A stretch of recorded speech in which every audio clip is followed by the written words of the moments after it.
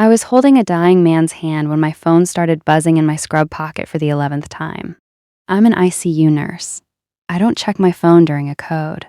But this was 9 months of silence breaking all at once, and somewhere underneath the adrenaline I felt it, that cold animal instinct that something had gone wrong somewhere else, somewhere I couldn't see. I didn't look until 11:40 that night, after the patient stabilized, after I'd washed the smell of the code off my hands, after I finally sat down in the break room with a cup of vending machine coffee I never drank.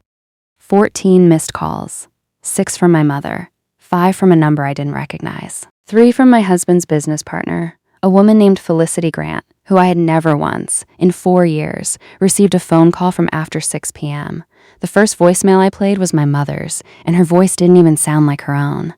"Renata, baby, call me back the second you hear this. Don't drive. Just call me first. My name is Renata Cho. I'm 34. I've spent 11 years as a trauma ICU nurse, the kind of job where you learn very quickly that the worst day of someone's life rarely announces itself in advance. It just arrives mid-shift, mid-sentence, mid-ordinary Tuesday, and you either know how to function inside it or you don't. I thought I did. I had no idea how unprepared I actually was. I'd been married 4 years to a man named Adrian Cho, a name I took proudly, a marriage I would have defended to anyone who asked. We met at a hospital fundraiser where he was representing his architecture firm, the one he'd built from nothing with his college friend, Felicity, into one of the most respected boutique firms in the city. He designed the kind of buildings that made strangers stop on sidewalks and look up. He designed our house with his own hands, every beam, every window placement chosen so the morning light would hit our kitchen exactly right. I worked brutal shifts, 60, sometimes 70 hours a week, because trauma units don't run on anyone's convenience, and somebody has to be there at 3 a.m. when a car accident comes through the doors.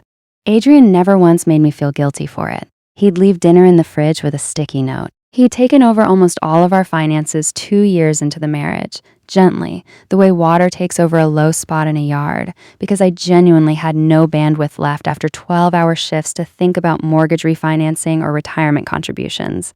I trusted him with the keys to every part of our life I couldn't carry myself. Felicity Grant had been Adrian's best friend since architecture school, long before me. She was sharp, magnetic, the kind of woman who walked into a room and immediately became its center of gravity without seeming to try. I liked her, genuinely. She came to our wedding.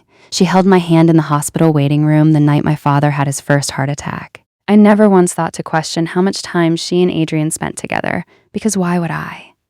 They built a company together. Of course they spent time together. I was an idiot for how simple I let that explanation be. The text that started everything came from my mother at 11:46, the second one I opened. A single photo, taken from across a restaurant parking lot. Adrian's car. Felicity's car, parked beside it, doors open, both of them mid-argument, his hand gripping her arm in a way that wasn't friendly and wasn't professional. My mother had been at that restaurant for a retirement dinner. She hadn't meant to see anything. She just looked up at the wrong moment, the way you do, and her whole world tilted sideways along with mine. I didn't drive to confront them that night. 11 years of trauma nursing teaches you one thing above everything else. Never make decisions on adrenaline. You stabilize first. You gather information first. You move only when you actually understand what you're moving into. So instead, at midnight, sitting alone in our kitchen that Adrian designed with his own 2 hands, I opened our joint banking app for the first time in over a year because I genuinely never had a reason to look. What I found took 4 hours to fully understand, and by the time the sun came up, I hadn't slept, and I hadn't cried either. I was past crying. I was somewhere colder and clearer than that. There was a second mortgage on our house, taken out 14 months earlier, that I had never signed for, secured with a notarized signature that was unmistakably not mine, sloppy in a way that suggested whoever forged it had done it quickly, carelessly, certain I'd never look closely enough to notice. There was a business account linked to Adrian and Felicity's firm that had been drained by nearly $400,000 over 18 months, routed through something called Cho Grant Property Holdings, an entity I had never heard one word about in 4 years of marriage. And there, on a closing document dated 3 weeks earlier, was a property neither of us had ever mentioned to me. A renovated lakefront house, 40 minutes outside the city, purchase price $810,000, closing costs paid in full, deed recorded under 2 names. Adrian Cho, Felicity Grant. I sat in my kitchen at 4 a.m. and felt something inside my chest go absolutely silent, the way a monitor goes silent right before the alarm starts screaming. I am not a woman who screams, though. I am a woman who, 11 years ago, learned to function inside catastrophe with a steady hand and a clear head, because somebody's life depends on it. So at 6 a.m., instead of confronting Adrian, I called the one person I knew could actually help me, my cousin Halsey Petrova, a forensic accountant who specializes in exactly this kind of quiet, slow-bleeding financial betrayal. I sent her everything before I'd even finished my coffee. Bank statements, the forged mortgage document, the property closing file. She called me back in 11 minutes, and the first thing she said was, "Renata, do not say a single word to him. Not yet. We need 48 hours, and we need them to think you know nothing." Those 48 hours were, without exaggeration, the hardest performance of my entire life. I went to work. I held a dying man's hand again, twice. I came home and ate dinner across the table from Adrian, who told me, with a completely straight face, that he had a site visit the next morning at 7 a.m., the same morning Halsey had already confirmed, through property records, that a final walkthrough was scheduled at the lakefront house at exactly that hour. I smiled and asked him to bring home bagels. Halsey worked fast. She pulled the original notarization records for our second mortgage and found the notary's stamp belonged to a woman who, it turned out, had lost her commission 8 months earlier for exactly this kind of fraud, and who, when contacted by Halsey's investigator, folded almost immediately and confirmed she'd never actually witnessed my signature. She traced the $400,000 through 3 shell transfers back to Cho Grant Property Holdings. She found that Felicity had drawn against the firm's business line of credit twice, using forged board approval, with Adrian listed as the second signature, also forged, in a tidy little symmetry of betrayal I almost had to admire for its audacity. On the third morning, I didn't go to work. I called in, the first sick day I'd taken in 2 years, and I drove myself to that lakefront house instead, with Halsey on speakerphone the entire way, and a folder on my passenger seat thick with everything we'd built.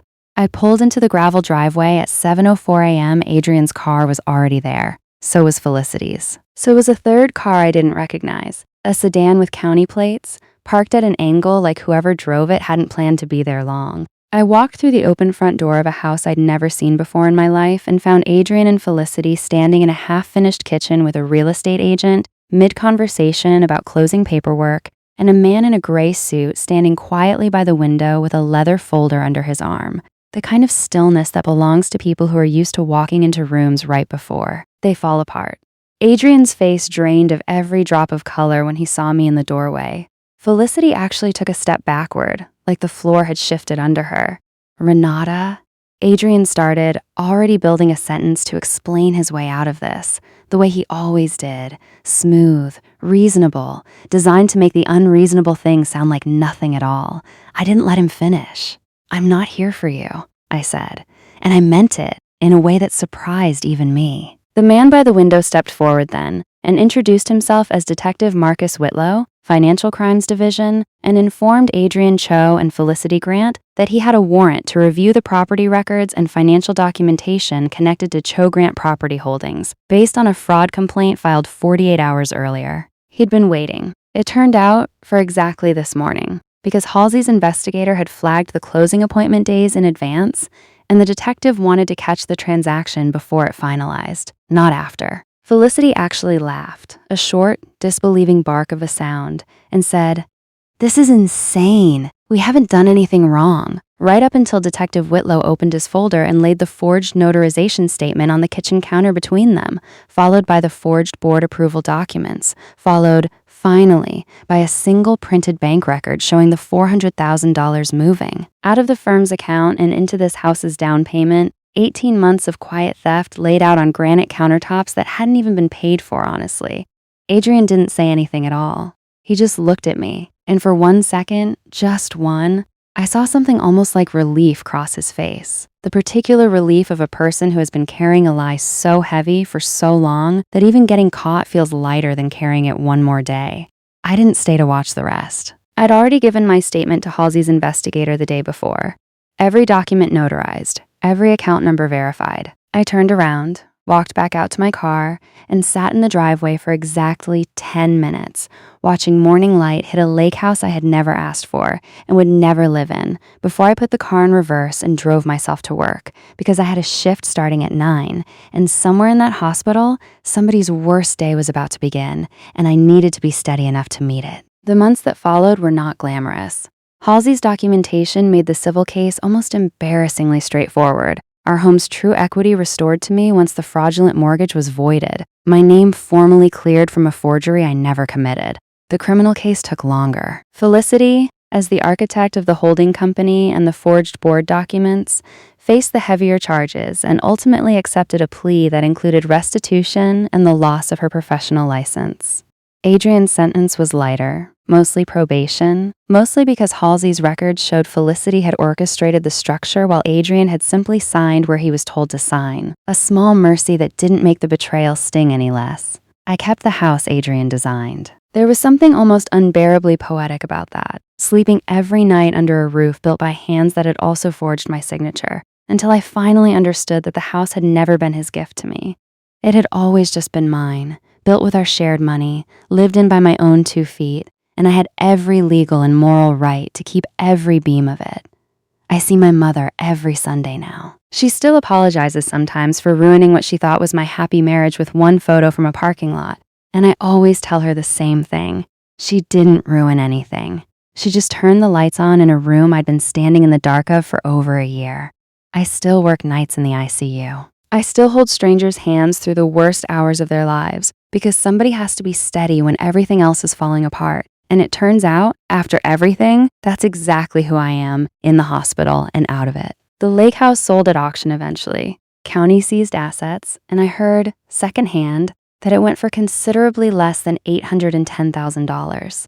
I didn't shed a single tear over that number. I'd already gotten everything I actually wanted back.